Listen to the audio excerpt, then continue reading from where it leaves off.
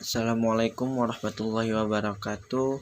Nama saya Aji Rafiki Nasihi dari kelas KPI 2A.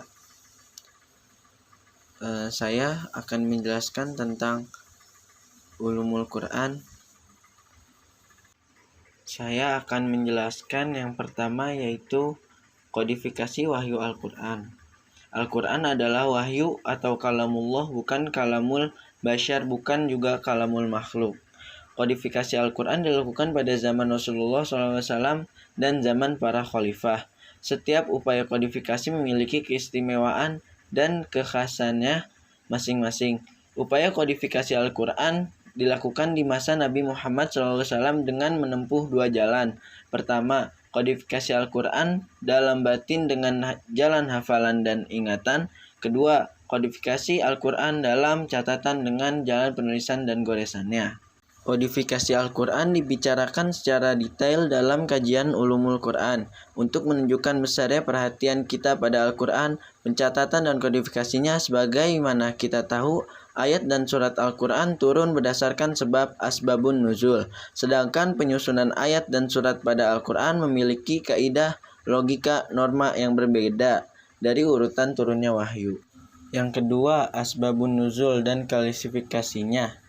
Asbabun nuzul, pengertiannya dalam studi Al-Quran, asbabun nuzul secara sederhana adalah suatu peristiwa yang ayat Al-Quran turun berkenaan dengannya. Dalam bahasa yang lebih mudah disebut sebab turunnya suatu ayat atau surah. Secara general disimpulkan bahwa asbabun nuzul adalah peristiwa yang terjadi pada masa Nabi Muhammad SAW yang menyebabkan suatu ayat turun mengenainya. Secara terminologi asbabun nuzul itu mencakup dua hal, yaitu satu, terjadinya suatu peristiwa yang kemudian direspon oleh turunnya ayat berupa pengungkapan fakta, berita atau respon tertentu tanpa ada muatan hukum. Yang kedua, suatu peristiwa berupa pertanyaannya sahabat atau orang lain kepada Nabi Muhammad SAW yang dijawab langsung oleh turunnya satu atau beberapa ayat Al-Quran. 3. Hikmah pengulangan ayat dalam Al-Quran. Imam Zarkashi di dalam kitab Al-Quran, beliau mengatakan, Imam Asy-Syuyuti, bahwa pengulangan ayat di dalam Al-Quran itu tidak hanya sekedar menguatkan saja, tapi ada sisi keindahan dari sisi balaghah dan juga dari sisi fasahah, dan itu memiliki nilai yang sangat tinggi, tidak hanya sekedar untuk menguatkan. Pengulangan ayat dalam Al-Quran bisa ditemui di banyak surah. Paling fenomenal tentu dalam surah Ar-Rahman. Itu merupakan salah pola komunikasi dalam Al-Quran.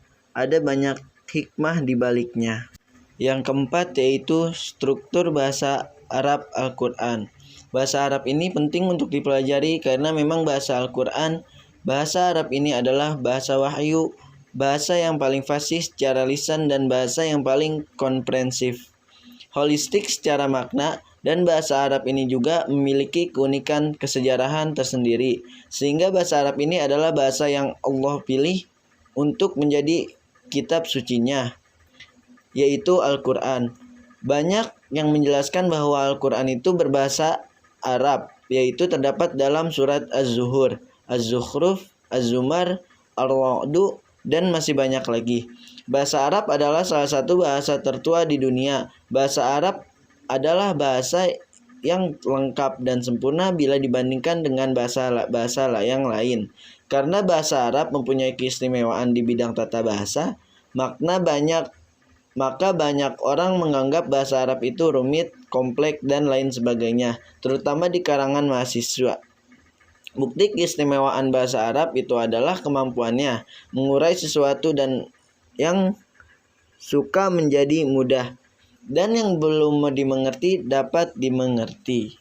Yang kelima, ilmu munasabat. Mengenal studi relevansi Al-Quran. Ilmu munasabat secara bahasa artinya al-muqarrabah atau saling berdekatan. Secara istilahnya adalah ilmu yang secara khusus yang dalam ulumul Quran ini untuk mengetahui korelasi atau hubungan antara satu ayat dengan ayat yang lainnya, atau satu surat dengan surat yang lainnya. Di dalam surat Al-Quran sehingga tersusun dalam satu kesatuan yang utuh, jadi seperti satu nasab ada keterkaitannya. Studi relevansi Al-Quran dalam penyesuaiannya problem kekinian sering dengan laju dinamika zaman Islam telah menunjukkan perkembangan yang sangat pesat dalam berbagai aspek kehidupan, terutama dalam bidang pengetahuan. Al-Quran merupakan sumber inspirasi yang menjadi penggerak luar biasa bagi para pemikir dan filosof Islam dalam mengembangkan berbagai ilmu pengetahuan yang mencerahkan peradaban dunia. Keenam, ilmu munasabat, memahami Al-Quran secara terpadu dan holistik. Memahami pesan Al-Quran secara terpadu lewat pengungkapan rahasia sistematiknya adalah sangat penting, sehingga orang tidak memandang bahwa dalam Al-Quran selalu ada yang kontradiktif. Yang ketujuh, permisalan dan klasifikasi dalam Al-Quran. Pemisalan itu intinya untuk mengaktualisasikan sesuatu yang masih menjadi konkret dalam surat Al-Jumu'ah ayat 5. Perumpamaan, orang-orang yang diberikan amanah oleh Allah Subhanahu wa taala dipikulkan kepadanya berupa Taurat. Kemudian tidak mau memikul Taurat. Jadi dia diberikan oleh Allah kitab Taurat untuk diamalkan dan didakwahkan, untuk dibacakan kepada manusia. Ketika dia dipikulkan Taurat di pundak ahlul kitab, tetapi kemudian mereka malah berkhianat. Itu perumpamaannya seperti kamasalil khimar. Yang kedelapan, ijaz Al-Quran. Pengertian ijaz Al-Quran adalah kekuatan, keunggulan, dan keistimewaan yang dimiliki Al-Quran, yang menetapkan kelemahan manusia baik secara terpisah maupun secara berkelompok.